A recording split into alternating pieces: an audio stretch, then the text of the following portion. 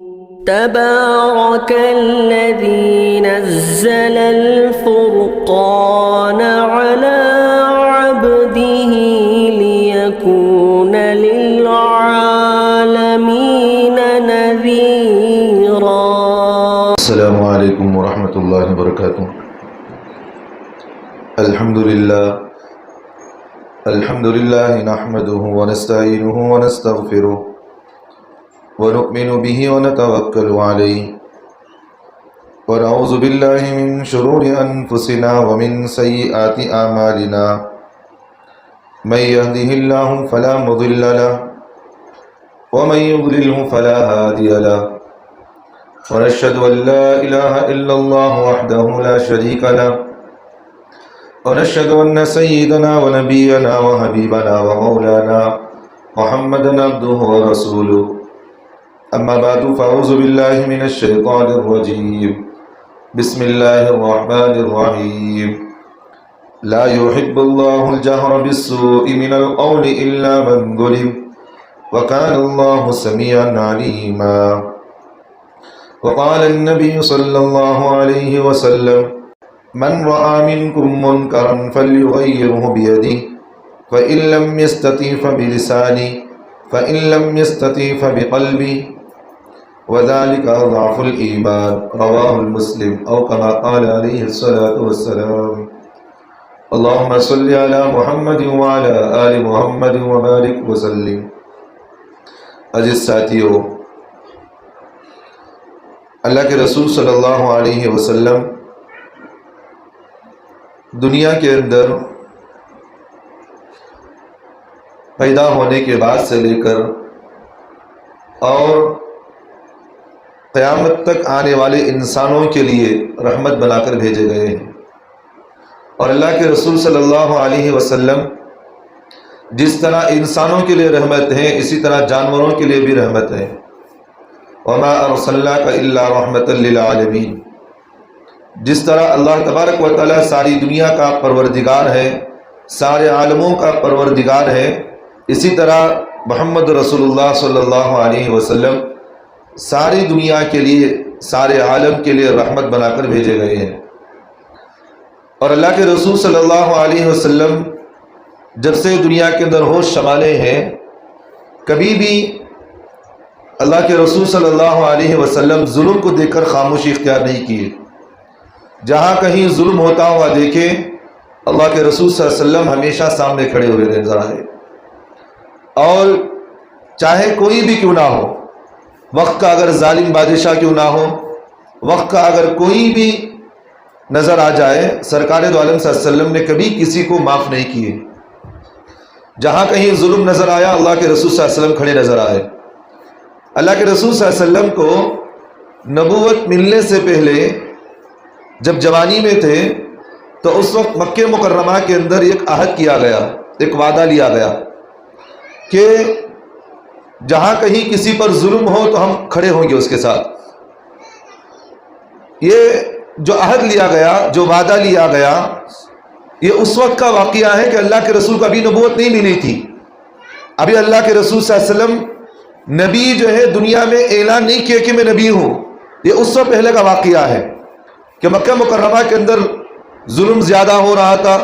کوئی اگر تاجر مکے میں آتا تو اس کی مال کو چھین لیا جاتا، اگر کوئی عورت جاتی تو راستے میں اسے چھیڑم چھاڑی کی جاتی تھی، اگر کوئی لڑکی پیدا ہوتی تو اسے زندہ درگور دفن کیا جاتا تھا. تو اس طرح کے واقعات اللہ کے رسول صلی اللہ علیہ وسلم کے زمانے میں ہوا کرتے تھے مکے کے اندر.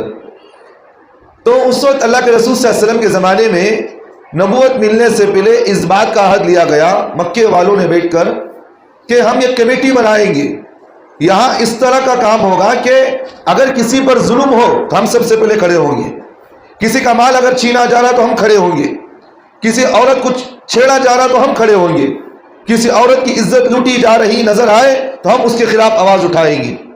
تو اللہ کے رسول صلی اللہ علیہ وسلم سب سے پہلے اس بات کا عہد لیتے وقت وہاں بیٹھے ہوئے تھے. تو دنیا کے اندر جب کبھی ظلم نظر آیا تو سرکار دو عالم صلی اللہ علیہ وسلم نے کبھی پیچھے نہیں کھسے ہیں.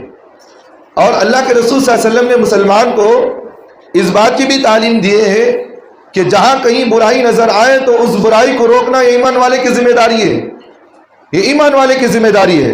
سرکار دو عالم صلی اللہ علیہ وسلم نے حدیث پاک کے اندر فرمایا من رأى منکم منکرا فلیغیرہ بیدی، تم میں سے جو شخص برائی دیکھے تو وہ اسے اپنے ہاتھ سے بدلو، اسے ہاتھ سے روکو۔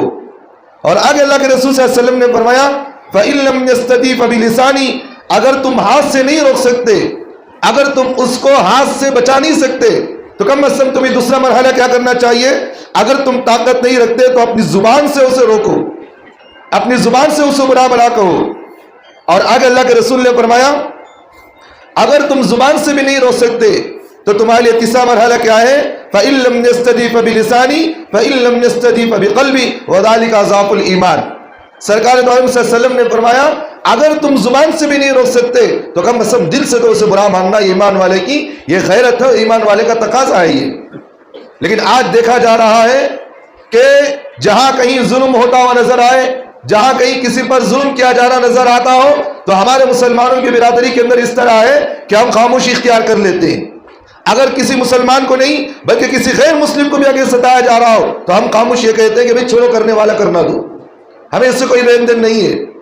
حالانکہ شریعت اس بات کی اجازت دیتی ہے کہ اگر کسی سامنے والے پر اس کی جان اور مال پر حملہ ہو رہا ہو، اگر سامنے والا اس کی جان اور مال کی حفاظت کرتے ہوئے اگر وہ مر بھی جائے تو اللہ کے رسول نے فرمایا وہ شہادت کی موت مرا ہے، انہیں شہادت کی موت مرا ہے۔ لیکن آج حالات دیکھیں کہ ملک کے حالات اس طرح نظر آ رہے کہ ایک دوسرے کے مال کو چھیننا، ایک دوسرے کو مارنا، ایک دوسرے کو ستانا یا ایسا سمجھا جا رہا ہے کہ موجودہ حکومت کہ اسے ثواب سمجھی جا رہی ہے۔ آپ جانتے ہیں کہ دلی کے اندر جو جنتر منتر میدان کے اندر جو پروٹیسٹ ہو رہا ہے یہ کیا نہیں اس میں ہو رہا، آپ سب جانتے ہیں اس بات کو، لیکن کوئی بولنے والا اگر آواز اٹھائے تو اس پر ظلم کیا جا رہا ہے، اگر کوئی بولنے والا اس پر آواز اٹھائے تو اسے فوراً دھمکی دی جاتی ہے کہ تمہیں تھانے میں بند کر دیا جائے گا، اسٹیشن میں ڈال دیا جائے گا، جیلوں میں تمہیں سسکایا جائے گا۔ ایک ویڈیو میرے پاس یہاں تک پہنچی ہے، ایک پولیس والا کار میں بٹھا کر نوجوان لڑکوں کو دھمکی دے رہا ہے اگر تم اس پروٹیسٹ سے پیچھے نہیں کھسو گے، اس احتجاج سے پیچھے نہیں کھسو گے تو یاد رکھنا تمہارے جیبوں کے اندر ڈرگس کے گانجے کے تمہاری پاکٹ ڈال کر ہم تمہیں کیس ڈال کے اندر سسکائیں گے۔ یہ دھمکی دی جا رہی ہے، یہ چیزیں اس طرح کی ہو رہی ہے کہ ظلم کے خلاف آواز اٹھانے والوں پر اس طرح کی بات، چاہے وہ کوئی غیر مسلم ہی کیوں نہ ہو، اگر وہ ظلم کے خلاف آواز اٹھا رہا ہے تو ہم اس کے ساتھ کھڑے ہیں، ہم اس کے ساتھ کھڑے ہیں۔ آج ملک کی موجودہ حالات ایسی نظر آتی ہے کہ آئندہ چلتے چلتے ملک کے اندر ایک ظالمانہ طاقت عروج میں آ چکی ہے اور یہ چاہتی ہے کہ سب کو غلام بنا کر رکھا جائے، سب میرے غلام بن کر رہے، جیسا ہم کہیں اٹھو تو اٹھو، بیٹھو تو بیٹھو، کھاؤ تو کھاؤ اور سو تو سو جاؤ، اس طرح سب کو غلام بنا کر جو ہے زندگیاں گزارنا چاہتی ہے۔ اور میں آپ سے ایک بات یہ بھی کہہ دینا چاہتا ہوں کہ آج تک ہندوستان آزاد ہو کر کئی سال ہو گئے، تو میں کہتا ہوں کہ اس وقت سے لے کر آج تک جو آزادی مسلمان قربانی دے کر اور ملک کا باشندہ نے قربانی دے کر اس ملک کو جو آزاد کیا تھا، اس لیے آزاد کیے تھے کہ یہاں ہر انسان کو، ہر مذہب والے کو، ہر مسلک والے کو اپنے مسلک پر، اپنے مذہب پر آزادانہ طور پر اس کو عبادت کرنے کی اجازت دی جائے۔ لیکن آج دیکھا جا رہا ہے کہ ملک کے اندر کوئی مسلمان اگر نماز پڑھتا ہوا نظر آئے تو اسے دھمکی یہ دی جاتی ہے کہ تمہیں اندر بند کر دیا جائے گا، اور یہ کیسز بھی ہو رہے ہیں کہ نماز پڑھنے پر پابندی، عبادتوں پر پابندی، کھانے پر پابندی، مسلمان اگر ٹوپی پہن کر جائے تو اس پر بھی پابندی لگ جا رہی ہے۔ گزشتہ ہفتہ ایک کورٹ کے اندر ایک فیصلہ آیا کہ اگر کوئی مسلمان اذان اگر زور سے دے اسپیکر کے اندر یا جہاں کہیں مسلمان دین کی دعوت دیتے ہم پکڑا گیا تو ہم اسے اندر ڈال دیں گے۔ یہ ملک کی آزادی نہیں بلکہ ملک کے ساتھ غداری ہو رہی ہے، یہ ملک کے ساتھ ظلم کیا جا رہا ہے۔ آج دیکھا تو جا رہا ہے کہ بھئی اس طرح کا ماحول ایسا نظر آ رہا ہے کہ ایک انسان کی قدر و قیمت، انسان کے خون کی قدر و قیمت ایک پانی کے قطرے سے بھی اس کی حیت چلی گئی ہے۔ میں تو سمجھتا ہوں کہ گائے کے پیشاب کی جو قدر و قیمت ہے، اس کی پیشاب کی جو قطرے کی قدر و قیمت ہے، ایک انسان کے جان کی قدر و قیمت بھی اتنی نہیں ہے۔ موجودہ حکومت کی نظروں کے اندر آپ دیکھتے ہوں گے گائے کو خدا ماننے والے، گاؤں کو بھگوان ماننے والے، ان کے نزدیک آپ دیکھیں پیشاب کی جو قدر و قیمت ہے، اس کے گائے کے پیشاب کو نیچے گرنے بھی نہیں دیتے، اگر گر بھی گیا تو تبرک کے طور پر اٹھا کر اپنے جسم پر لگا لیتے۔ پاخانہ اگر کر دیا تو اس کے پاخانے کو اٹھا کر تبرک کے طور پر استعمال کیا جاتا ہے. یہاں تک کہ کھانے میں، پینے میں، پہننے میں، اوڑھنے میں، ہر چیز میں گائے کو استعمال، اس کے پیشاب اور پاخانے کو استعمال کیا جا رہا ہے. اب یہاں سمجھنے کی بات ہے، ایک گائے کے پیشاب کی قدر و قیمت ان کے نزدیک ہے، لیکن انسان جس کی قدر و قیمت شریعت ہمیں اس بات کی تعلیم دیتی ہے، ایک انسان کی جان بچانا، چاہے وہ مسلمان ہو چاہے وہ غیر مسلم ہو، کسی کی بھی جان بچانا ایسا ہے کہ اس نے پوری انسانیت کی جان بچائی. شریعت ہمیں تعلیم دیتی ہے کہ اگر کوئی انسان، کوئی مسلمان کسی کی جان بچایا، اس میں کوئی تکلیف آئی، اس کی جان بچایا، اس کے مال کی حفاظت کی، اس کی عزت و آبرو کی حفاظت کی، تو اس نے ایسا کیا، اللہ اس کو ایسا ثواب دیں گے کہ اس نے پوری انسانیت کی اس نے جان بچائی ہے. شریعت ہمیں تعلیم دیتی ہے. تو معلوم یہ ہوتا ہے کہ آج ایک انسان کے جان کی قدر و قیمت کوئی نہیں رہی. موجودہ حکومت کے سامنے اس طرح نظر آتی ہے. حالانکہ حکومت تو وہ تھی، مسلمانوں نے بھی 950 سال یہاں حکومت کی ہے. 950 سال مسلمانوں نے یہاں حکومت کی. کوئی تاریخ ایسی بتائی نہیں جا سکتی کہ کسی مسلمان نے کسی غیر مسلم پر اس پر ظلم کیا ہو اور اس پر ظلم کر کے اس کے مال کو چھینا ہو، ظلم کر کے اس کی عورتوں کی عزتیں لوٹی ہو. کوئی تاریخ ہمیں نہیں بتا سکتے، نہیں بتایا جا سکتا. لیکن موجودہ حکومت کی نظر ایک ہی سطح پر ہے. اگر ملک سے، ہندوستان سے مسلمان کو بھگا دیا جائے تو یہ ملک امن و امان میں رہے گا. ایسی بات نہیں ہے. میں آج ڈنکے کے چوٹ پر یہ بات کہنا چاہتا ہوں آپ کو، مسلمان اس ملک کا دشمن نہیں، بلکہ موجودہ حکومت بیٹھی ہوئی RSS ہندوستان کی دشمن ہے. سب سے بڑی دشمن ہے یہ. اسی نے انگریز کی چاپلوسی کرتے ہوئے، اسی نے انگریز کے چلے چاٹتے ہوئے ملک کے ساتھ غداری کی.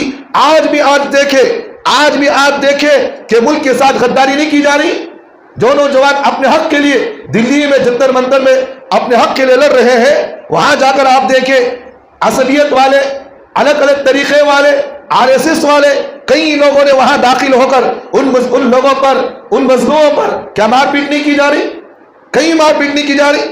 آپ سوشل میڈیا میں دیکھ رہے کہ نہیں دیکھ رہے؟ کئی نوجوانوں کو مارا جا رہا ہے، ان سے جسم سے خون نکل رہا ہے. یہاں تک کہ کئی نوجوان مر بھی گئے نوجوان.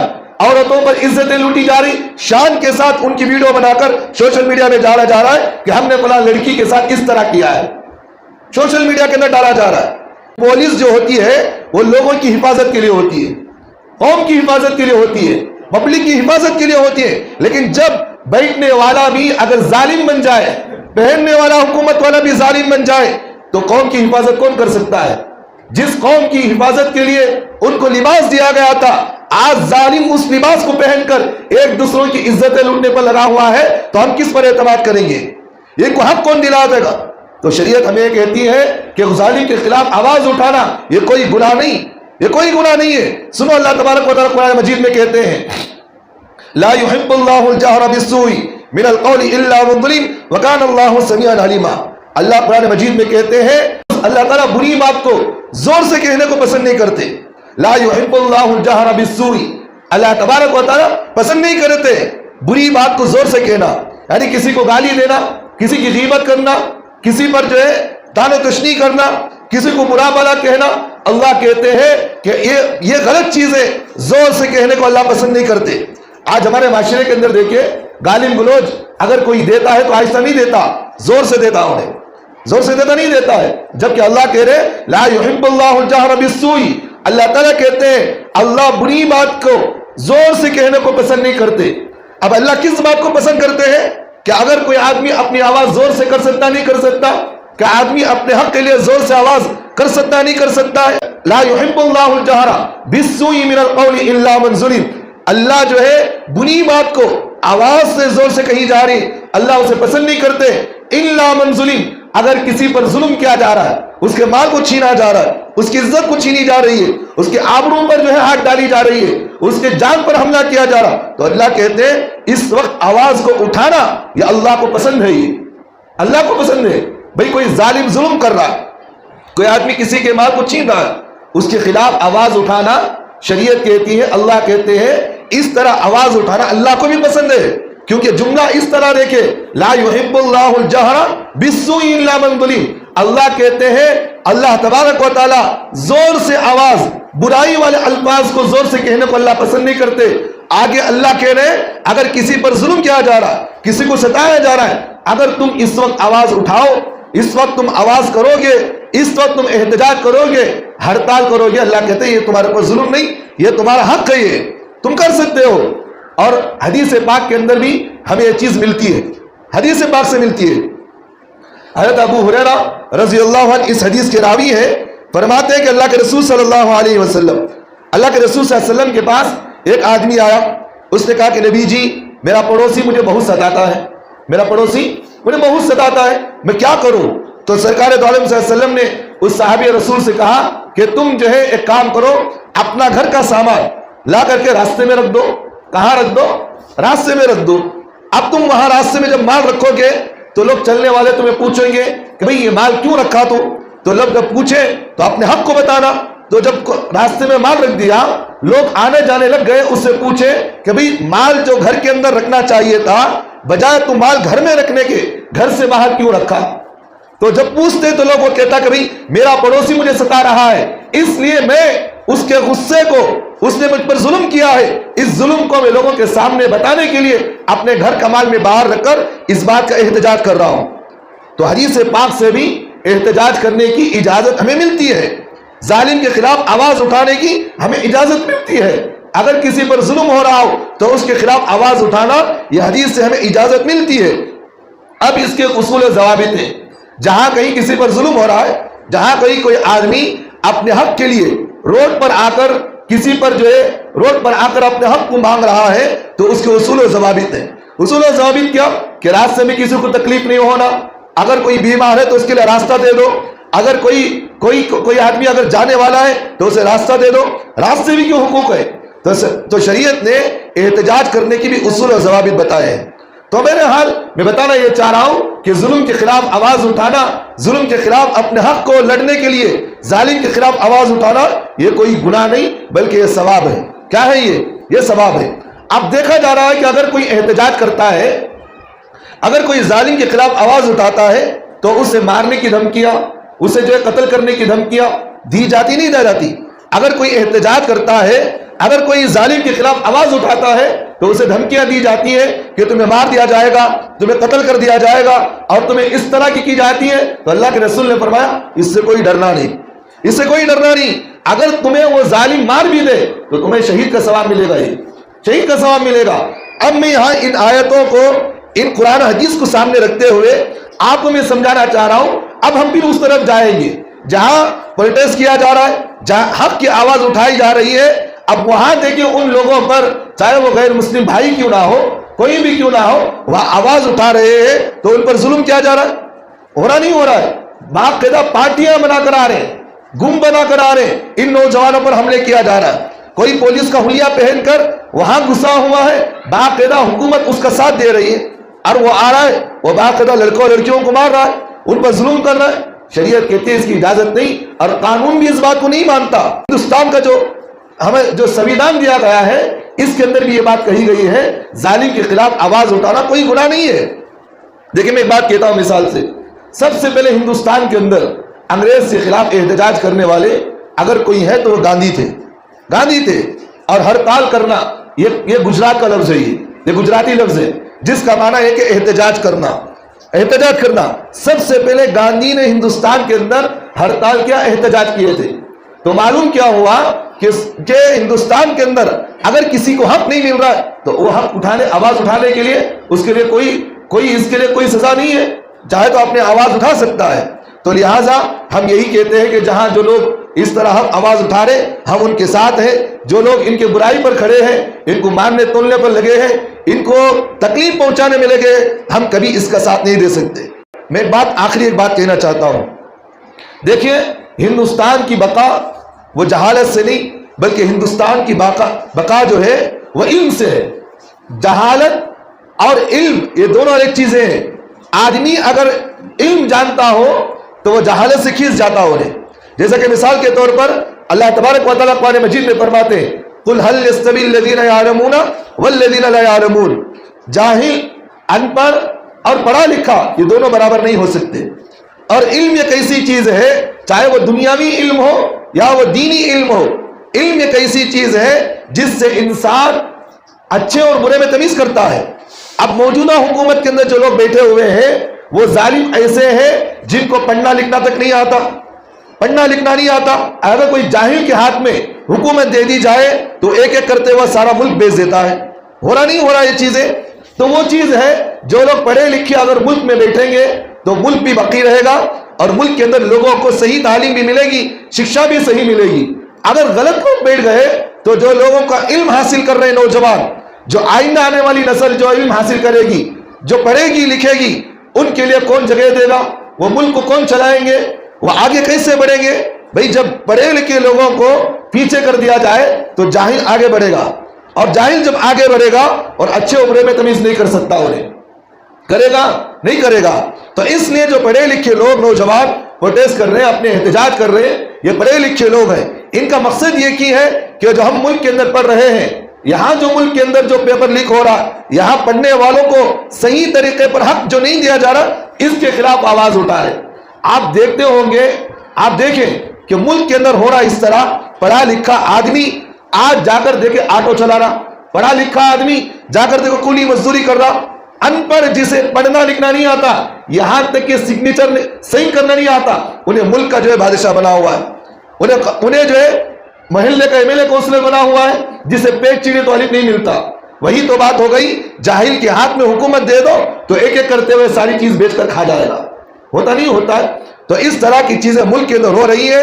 تو لہٰذا ان پڑھے لکھے لوگوں کا، ان نوجوانوں کا ساتھ دینا یہ ہمارا ایمانی تقاضا ہے، یہ ہمارا ایمانی تقاضا ہے. جو ان پر ظلم ہو رہا ہے، آنے والی ہماری نسل پر جو ظلم کرنے کے منصوبے بنائے ہیں، یاد رکھنا، بڑی نقطے کی بات میں کہہ رہا ہوں، آئندہ آنے والا ملک کے اندر ایک نظام اس طرح بنانے کی کوشش کی جا رہی ہے جہاں کہیں کالج ہو، جہاں کہیں ایجوکیشن دی جاتی ہو، اس سے ایک ایک کر کے ختم کر دینا.